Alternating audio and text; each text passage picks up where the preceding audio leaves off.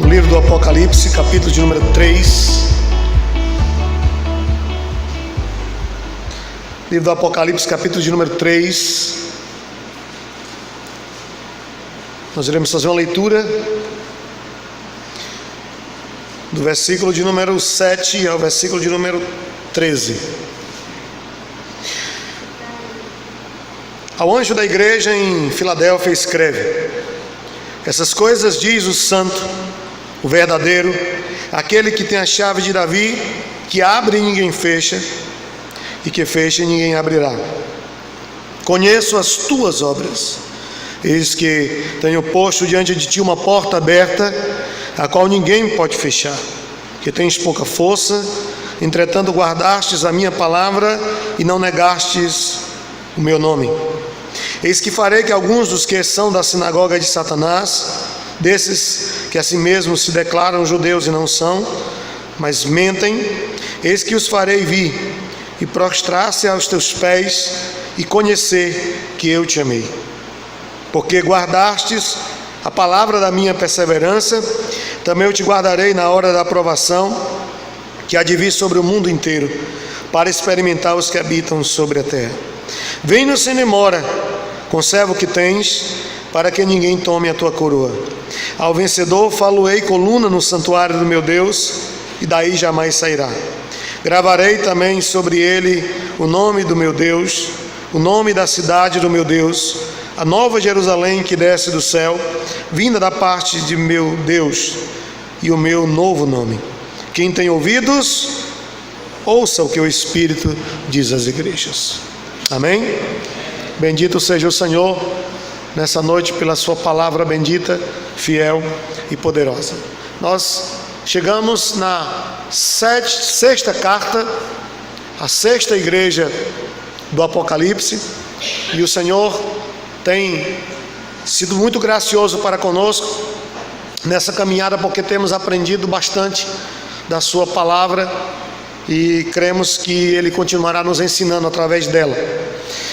Essa carta foi endereçada possivelmente à menor das igrejas, a mais humilde delas, a igreja que ficava na cidade de Filadélfia.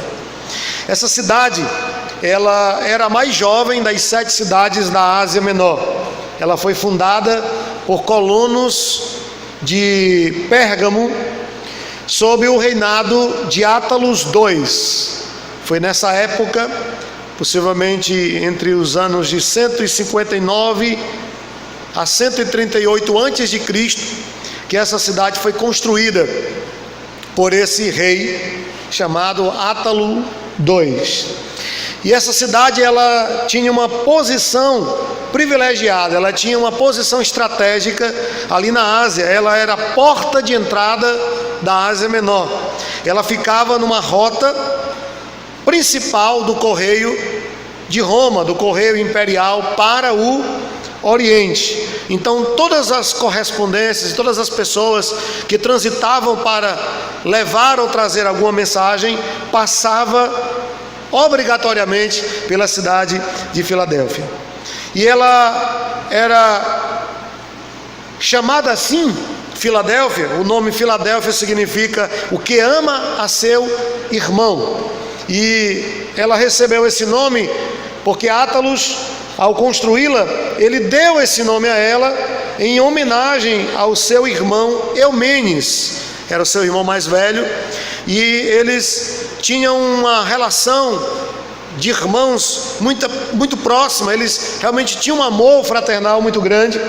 E ao construir essa cidade, ele então coloca esse nome, Filadélfia, em homenagem ao amor que ele tinha, o apreço que ele tinha por seu irmão chamado Eumênides. Daí o nome Filadélfia quer dizer exatamente isso, o que ama a seu irmão. Como Cristo se apresenta então a essa igreja? Se você ainda está comigo, o versículo 7 diz: ao anjo da igreja em Filadélfia escreve: essas coisas diz o santo, o verdadeiro, aquele que tem a chave de Davi, que abre e ninguém fechará, e que fecha e ninguém abrirá. Nessa carta, diferentemente das outras, Jesus, ele emprega descrições que não estão ali no capítulo 1, daquela primeira visão de João, quando ele descreve o Cordeiro glorificado. E percebemos que até agora há traços dessa visão de João em cada uma das igrejas, das cartas, da apresentação de Cristo às igrejas. Mas no que tange a essa igreja, não há então nenhum elemento daquela visão propriamente dito, símbolos daquela visão. João ele usa outros meios para descrever a Jesus, e Jesus se apresenta a essa igreja de 3 maneiras. Ele se apresenta a essa igreja usando 3 características dele. Ele diz que é o santo, o verdadeiro e o que tem a chave de Davi. O que significa então isso? Ele diz que é o santo. Sabemos que a santidade é uma das qualidades principais de Deus. Ela está no capítulo 4, versículo 8 desse mesmo livro, dizendo que ele é santo. Na visão de Isaías, no capítulo 6, os irmãos devem lembrar que os anjos cantavam: Santo, Santo, Santo é o Senhor dos exércitos, toda a terra está cheia da sua glória. Então Deus é em essência um Deus santo, um Deus puro. Quando nós declaramos que Deus é um Deus santo, nós estamos dizendo que Ele não peca, que Ele não erra, que Ele não se compromete com os esquemas humanos, que Ele não toma partido por ninguém. Ele é em essência Deus puro e Deus santo. Ele não tem erro, não tem falha, e como tal ele é perfeito na sua essência. E é assim que ele se apresenta a essa igreja: aquele que é perfeito, aquele que é pleno, aquele que é imutável, porque não há como melhorá-lo. Ele é o que é em essência. Mas ele não é apenas santo, ele diz também a essa igreja que é o verdadeiro. E é interessante que existem 2 palavras no grego para verdadeiro. A primeira é aletes, que significa algo verdadeiro em comparação com algo falso. É essa comparação entre o verdadeiro e o falso. Então aletes, ele quer dizer isso. Mas a outra palavra usada no grego, que é essa palavra empregada aqui no texto do capítulo 3, verso 7, é aletinos. Aletinos quer dizer algo real, algo que é verdadeiro na essência de existir, algo real. Então o que nós percebemos na apresentação de Jesus aqui é que, além de ser honesto, além de ser puro e santo, ele também é um Deus real. Cristo não é um mito, ele não é um marche, nem uma ilusão, nem uma projeção da imaginação humana. Ele realmente é Deus verdadeiro. Ele existe, ele é real. E alguém pode argumentar: mas como provar que alguém existe se eu não vejo, se eu não toco? Nós podemos provar que ele existe pela sua presença em nossos corações, pela obra que ele tem realizado em nós, pela transformação que ele tem produzido em nós. Ele é real, ele é verdadeiro por isso, porque ele é um Deus que está presente em nossa vida, ele é um Deus que está presente em nossa história, e ele não é um mito ou uma teoria, ele é verdadeiro em tudo aquilo que ele faz. Uma outra descrição de Cristo essa terceira descrição, é que ele tem a chave de Davi, que abre e ninguém fecha, e que fecha e ninguém abre. E para a gente entender isso, a gente precisa compreender de onde veio essa expressão. Ela é uma expressão cunhada na época do profeta Isaías, está lá em Isaías capítulo 22, versículo 22. E essa descrição, ela é em referência a um mordomo do rei Ezequias, chamado Eliaquim. O texto lá de Isaías 22, 22 diz: porei sobre o seu ombro a chave da casa de Davi, ele abrirá, e ninguém fechará, e fechará, e ninguém abrirá. Desculpe, irmãos. Então esse termo, essa descrição, ela foi em referência a esse mordomo chamado Eliaquim. Significa que Eliaquim, ele controlava, ele tinha o acesso ao palácio, ou aliás, ele controlava o acesso à sala do trono. Ninguém poderia comparecer diante do rei se Eliaquim não abrisse. Ele tinha a chave do palácio. Então ninguém poderia estar diante do rei Ezequias se não passasse por Eliaquim, por esse mordomo fiel. Ele era tão fiel que o rei entregou a chave do palácio a ele, e ele tinha o controle a esse acesso à presença do rei, à sala do trono do rei Ezequias. Quando Jesus se apresenta a essa igreja como aquele que tem a chave de Davi, que abrirá e ninguém fechará, e que fechará e ninguém abrirá, ele está dizendo que ninguém pode ir à presença do Rei dos Reis e Senhor dos Senhores, que ninguém poderá ir a Deus se não for através de Jesus, se não for através dele. E essas palavras, elas reverberam na própria declaração de Jesus em João 14,6: eu sou o caminho, a verdade e a vida, e ninguém vai ao Pai a não ser por mim. Jesus é o único meio, é o único acesso pelo qual o homem pode ir a Deus. Essa declaração, essa expressão e essa figura aqui da chave de Davi, ele detém a chave de Davi, significa dizer que ninguém pode ir a Deus se não for através de Cristo, se não for através de Jesus. A partir do versículo 8, nós temos então a mensagem propriamente de Cristo a essa igreja. E o versículo 8 nos diz assim: conheço as tuas obras, eis que tenho posto diante de ti uma porta aberta, a qual ninguém pode fechar, que tens pouca força, entretanto guardastes a minha palavra e não negastes o meu nome. O Senhor está dizendo para essa igreja que diante dela ele pôs uma porta aberta.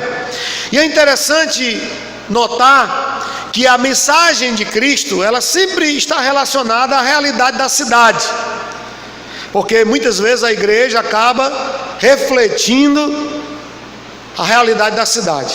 Deveria ser o contrário, mas infelizmente é assim que acontece.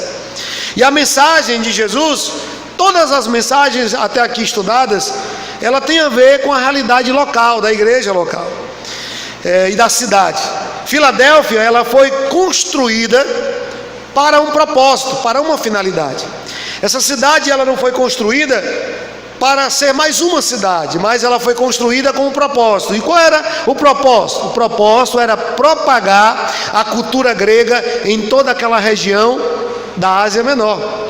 Quando ela foi erguida, construída, os moradores daquela cidade receberam essa incumbência: vocês têm que propagar a cultura grega, a língua grega, para que ela não morra. E mesmo diante de invasões inimigas e de outros povos, a cultura grega precisa permanecer viva.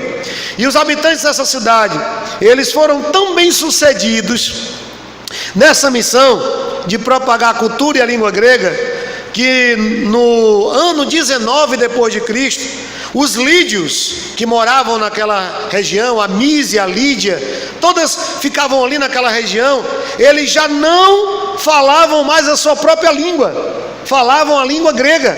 Eles haviam esquecido a sua língua materna, a sua língua pátria, e eles acabaram adotando a língua grega como a língua oficial daquela nação. Tamanho foi o sucesso da missão, então, dos moradores dessa cidade, dos filadelfianos, que eles conseguiram manter vivo e acesa a cultura grega nessa região. O que seria então essa porta? Sabemos que essa porta aberta não é a cultura grega, não é a língua grega, até porque a cultura e a língua grega, ela vai de encontro a proposta do cristianismo e do evangelho. O que seria então a cultura grega, a porta aberta aqui? A porta aberta, ela fala de oportunidade missionária. pelos dois textos colocados aqui, 1 Coríntios 16, 9 e 2 Coríntios 2, 12, Paulo fala de que os irmãos orem, que a igreja orem, para que se abra uma porta para que ele pregue o evangelho em determinados lugares. Então essa porta aberta aqui, ela fala de uma oportunidade de proclamar o evangelho, de anunciar o evangelho. O Senhor tinha dado condições, mesmo diante de perseguições, mesmo diante de toda a pressão daquela sociedade local, naquela cidade, o Senhor tinha dado condições àquela igreja para cumprir a missão de propagar o evangelho, de anunciar o evangelho de Cristo.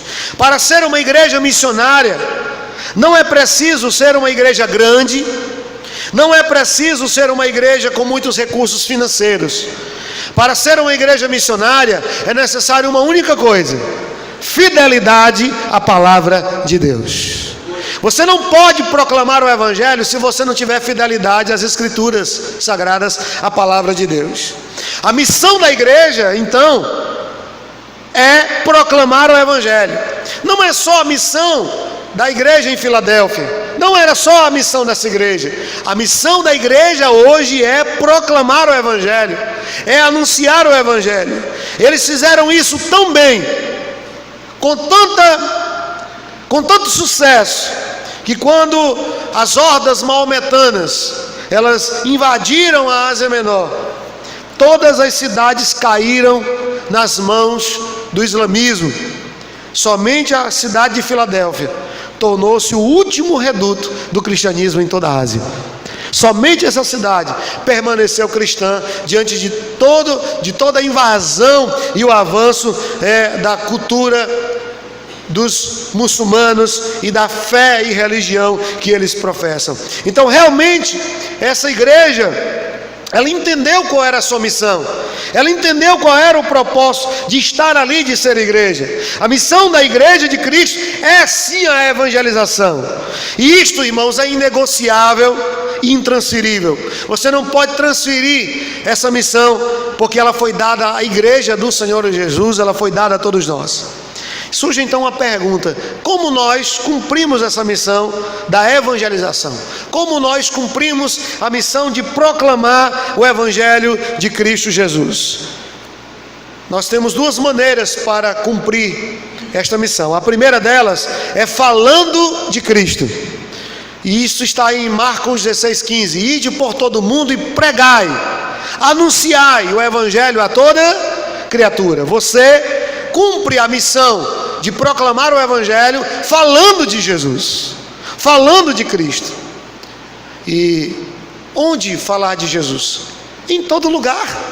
Onde você trabalha, onde você estuda, onde você mora, por onde você passa, em todo lugar há espaço para falar de Cristo, para anunciar o evangelho do Senhor Jesus Cristo.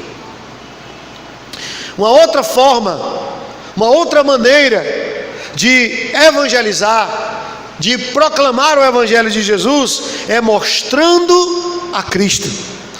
Então primeiro eu falo de Jesus, eu falo quem é Jesus, o que ele fez, o que ele pode fazer. Isso é evangelizar. Mas também eu tenho que mostrar a Cristo.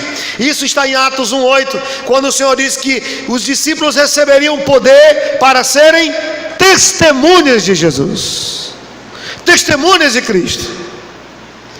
E essa é a nossa missão, esse é o nosso papel: evangelizar, proclamar o evangelho de Jesus. A parte B do versículo 8 diz que tens pouca força, entretanto guardastes a minha palavra e não negastes o meu nome. Essa pouca força, segundo John Stott, referia-se ao fato de que essa igreja, além de ser pequena no número de membros, também era uma igreja que não tinha recursos financeiros. Era uma igreja que não tinha dinheiro. E isso mostra e põe por terra essa teoria de que só dá para fazer missão se tiver muita gente, e só dá para fazer missão se tiver dinheiro. A igreja de Filadélfia, a história dessa igreja, ela comprova que isso é uma falácia, de que para fazer missão basta querer fazer, basta querer, basta fazer. Não precisa de muita gente, e não precisa de dinheiro, porque, irmãos, Deus, Ele cuida da sua obra, Ele sustenta os céus. Até hoje a igreja tem se mantido porque Deus tem cuidado da sua igreja, Deus tem cuidado da sua obra. Então você não precisa de dinheiro, você não precisa de muita gente, basta um coração sensível ao chamado de Deus para cumprir a sua missão de igreja, que é proclamar o Evangelho de Cristo Jesus. É interessante que na história bíblica, Deus, Ele se mostra especialista em usar os improváveis. Sabe aqueles que não tinham crédito, valor, que não tinha consideração, que não eram nem muito menos aceitos pelos seus? Deus, Ele levanta esses homens, Ele usa essas pessoas. Você deve lembrar de Moisés. Moisés, ele era o mais novo entre seus irmãos, Arão, Miriam, e ele era o mais novo. Moisés, ele foge para o deserto, porque tirou a vida de um homem, e lá ele perde até a habilidade de falar bem, era gago, era fugitivo, mas é esse o homem que Deus escolhe para guiar o povo na saída do Egito. Você deve lembrar de Gideão, e se existe alguém que sofria de baixa estima, esse daqui é um ótimo exemplo. Gideão, quando o Senhor aparece a ele e diz: eu te escolhi, varão valente e valoroso, para liderar esse povo, para sacudir a opressão midianita, para que vocês se tornem livres dessa opressão inimiga. Ele diz: eu, Senhor, a minha tribo é a menor de Israel, a minha família é a mais pobre, e eu sou o menor da minha casa. Sabe aquela história do menor, do menor, do menor? Pois bem, esse foi o argumento de Gideão. E Deus disse: mas é você que eu vou usar, é a você que eu escolhi. Você deve lembrar de Davi. Davi era o improvável, até para o homem de Deus, até para Samuel. Quando ele chega na casa de Jessé, ele se engana por 7 vezes, porque ele achava que os irmãos de Davi um deles seria o escolhido. E o Senhor mostra para ele que muitas vezes a aparência é apenas engano, porque Deus conhece realmente o que há em nosso coração. Deus sabe o que há dentro de nós. E o Senhor então escolhe a Davi, que era o menor da casa de Jessé, e ele se torna o mais famoso da sua família. Você deve lembrar de Salomão. Salomão, ele não era aquele que teria a sucessão, ele não herdaria o trono. Ele era filho de Davi com Batseba. Você deve lembrar que Batseba foi a mulher que Davi caiu com ela, que ele adultera com ela. Mas Deus escolhe o filho dessa mulher, o segundo filho dela com Davi, que foi Salomão, para ser o sucessor de Davi no trono de Israel. Deus, Ele escolhe as coisas loucas deste mundo para confundir as sábias. Deus, Ele escolhe os que se acham que não são, que não têm, para serem diante de Deus, e para confundir os homens que se acham poderosos e grandes. Então essa igreja era pequena, era uma igreja sem recursos, mas o Senhor disse: vocês têm diante de si uma porta aberta, vocês podem fazer, podem cumprir o chamado, porque eu os capacitei para esta grande obra. Versículo 9, o Senhor faz uma promessa a esses crentes. Ele diz: eis que farei que alguns dos que são da sinagoga de Satanás, desses que a si mesmos se declaram judeus e não são, mas mentem, eis que os farei vir prostrar-se aos teus pés e conhecer que eu te amei. Quem eram essas sinagogas de Satanás? As primeiras perseguições da igreja, tanto em Jerusalém como na Ásia, elas foram feitas exatamente pelos judeus. Os judeus se mostraram inimigos dos cristãos, inimigos da fé cristã. Eles perseguiram terrivelmente os cristãos. A igreja em Filadélfia, ela sofreu não por causa de pressões de fora, mas ela sofreu exatamente por aqueles judeus que diziam ser o povo de Deus, mas que perseguiram terrivelmente aqueles crentes daquela cidade, aqueles crentes daquela igreja. Os judeus viram no cristianismo uma ameaça ao judaísmo. No começo, os judeus achavam que o cristianismo era mais uma seita das muitas seitas do judaísmo, como os herodianos, os essênios, os fariseus. Mas eles perceberam que o cristianismo não se confundiria com o judaísmo, que na verdade o cristianismo era uma outra fé, era um outro segmento. E quando eles perceberam isso, eles passaram a perseguir aos cristãos terrivelmente. A partir do versículo 10 nós temos promessas do Senhor a essa igreja, promessas e advertências. A promessa é: porque guardastes a palavra da minha perseverança, também eu te guardarei da hora da provação que há de vir sobre o mundo inteiro, para experimentar os que habitam sobre a terra. Essa promessa é uma promessa de preservação. O Senhor está dizendo que aqueles crentes ainda iriam sofrer, o sofrimento não havia acabado. Nós não sabemos que tribulação é essa que faz aqui, que provação é essa que o Senhor faz referência aqui.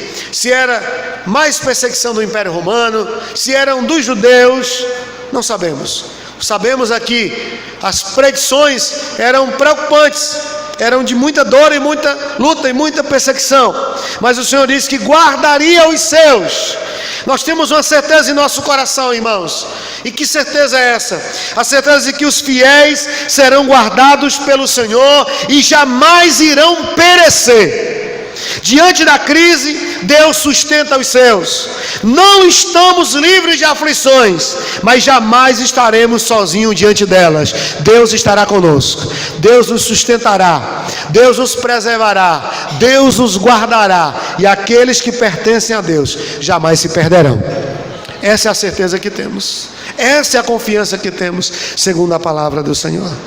No meio das promessas a essa igreja, nós temos uma advertência, que está no versículo 11. Ele diz: venho sem demora, conserva o que tens, para que ninguém tome a tua coroa. É uma dupla advertência. Primeiro é: venho sem demora. O que significa? Significa: agarre as oportunidades que vocês têm, porque o tempo está remido. Significa: vivam o evangelho intensamente. Não deixe para amanhã o que você pode fazer hoje, porque talvez você não vai ter mais oportunidade. Se você tem a oportunidade de falar de Cristo, fale. Se você tem a oportunidade de fazer o bem, faça. Se você tem a oportunidade de ser bênção na vida de alguém, seja hoje, não deixe para amanhã, porque Ele vem sem demora. A sua vinda se aproxima, e o tempo de viver o evangelho intensamente não será amanhã, não será no próximo ano. Estamos no final de um ano, e é muito comum que as pessoas oram a Deus e fazem promessas a si mesmo e a Deus, que vão melhorar, que vão mudar. Mas o tempo de mudar é hoje, irmãos. O tempo de mudar é agora. Esse é o tempo, porque o tempo está próximo. Cristo breve voltará para buscar a sua igreja. Então não deixe para consertar a sua vida amanhã, não deixe para se ajeitar amanhã. Viva o evangelho integralmente hoje, nesse tempo. A outra advertência é: conserva o que tens, para que ninguém tome a tua coroa. O que significa isso? Significa: não descuide da sua fé, continue vigiando. É aquilo que está lá em Hebreus capítulo 2, verso 3. Não negligenciem tão grande salvação que vocês receberam. Porque muita gente entende a doutrina da segurança da salvação de forma errada. Se eu sou salvo, se eu estou salvo, então agora eu posso relaxar, eu posso viver tranquilamente, eu posso fazer o que eu quero, porque se eu estou salvo mesmo, eu não vou me perder. Então, para que me preocupar? Para que vigiar? Para que estar atento? Para que ser diligente? Para que trabalhar? Meus irmãos, essa não é a mentalidade de um salvo em Jesus. Um salvo em Jesus pensa exatamente o contrário.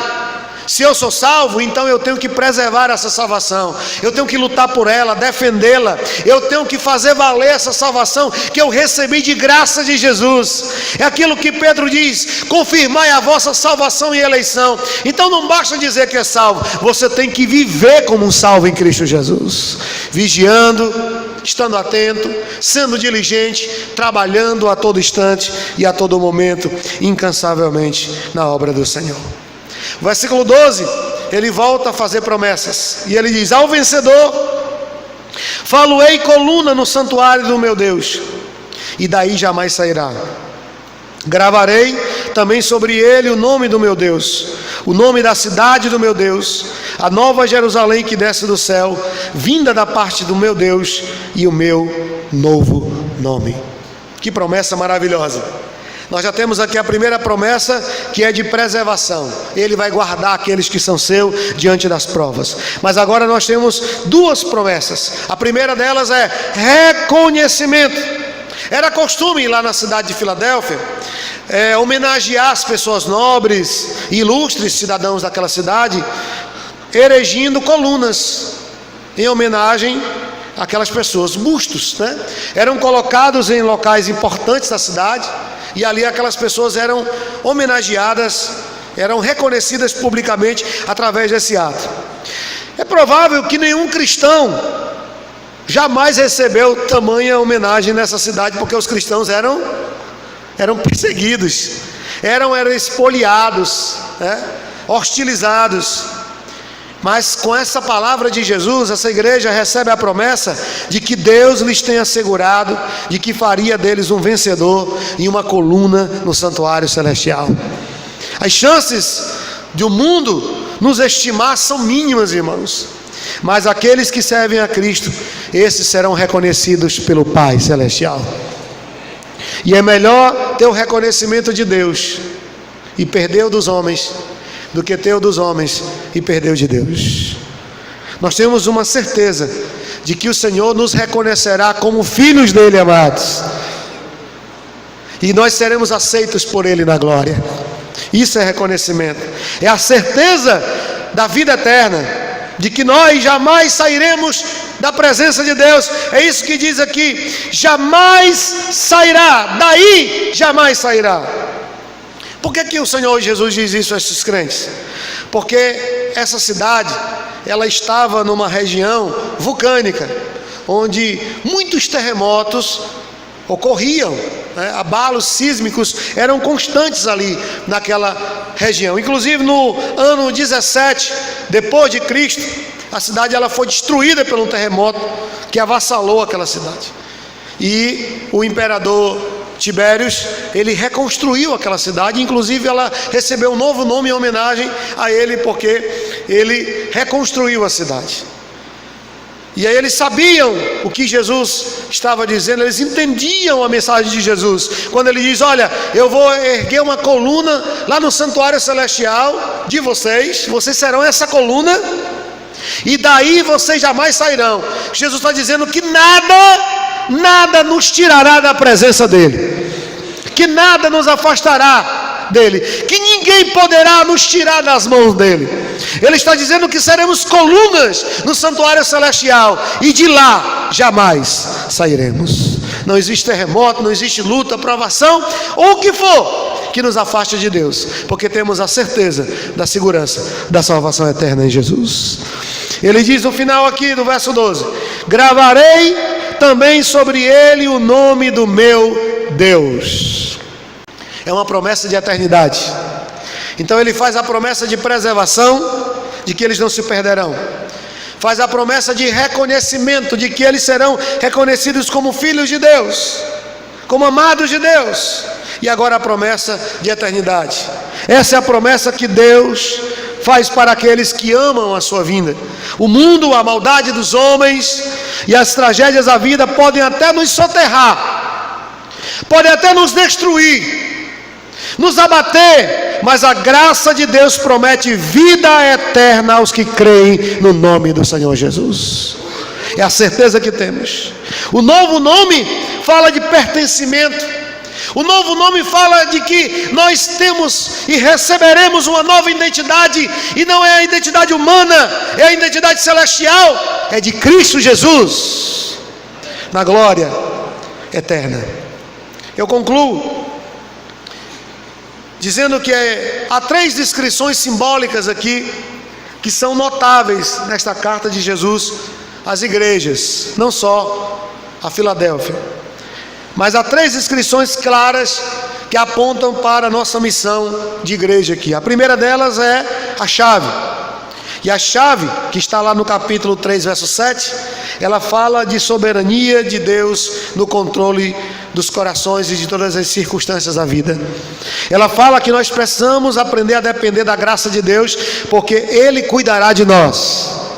Ele suprirá as necessidades e Ele nos sustentará. A outra figura é da porta. E a porta, ela fala das oportunidades que Deus abre e fecha diante de nós. Precisamos sempre buscar esse discernimento em Deus, para saber qual é o tempo oportuno de Deus na nossa vida. Qual é a hora de dizer sim e a hora de permanecer no não, a hora de avançar, a hora de parar, a hora de recuar, a hora de ir, a hora de ficar. Certamente o Senhor nos direcionará. A outra figura é a da coluna, e ela fala da vida que Deus tem preparado no céu para aqueles que, com a chave do sacrifício de Cristo, entrarão pela porta da salvação e passarão a viver a vida eterna. O que isso significa? Que precisamos nutrir a fé e a esperança para conseguirmos viver com amor em nossas vidas. A chave fala do controle de Deus e do senhorio dele na nossa vida. A porta fala da oportunidade que Ele sempre proverá a nós. E a coluna fala da firmeza e da certeza de que a nossa vida está escondida em Deus. Temos uma missão, temos um propósito de ser igreja. Que possamos cumprir a nossa missão, que possamos cumprir o nosso papel de ser igreja. Que o Senhor nos ajude, que Ele nos fortaleça, que Ele nos dê graça, para que possamos ser uma igreja que venha a glorificar o Seu nome, não em palavras, mas cumprindo o nosso papel de ser igreja. Amém? Que o Senhor possa...